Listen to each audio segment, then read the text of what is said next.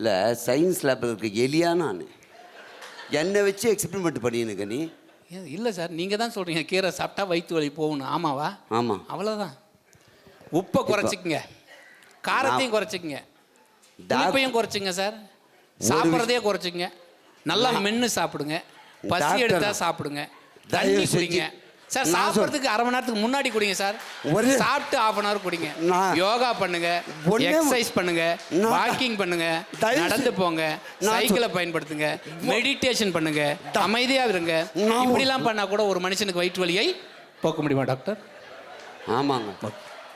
இவ்வளவு நேரம் நம்மளுடைய மருத்துவர் ஒரு மனிதனுக்கு எப்படி வயிற்று வலி வரும், அந்த வயிற்று வலி எப்படி போக்கலாம் என்பதை மிக தெளிவாக எடுத்துரைத்தார். ரொம்ப சந்தோஷம் சார். உண்மையிலேயே சொல்கிறேன், இந்த கேஎன்எஸ் டிவி ரொம்ப பெருமை அடையுது. ஏன்னா உங்களை மாதிரி ஒருத்தர் முதல்ல கூப்பிட்டு இவ்வளோ லைவ் பண்ணது யூஸ்ஃபுல்லாக வேறு கொடுத்ததுக்கு.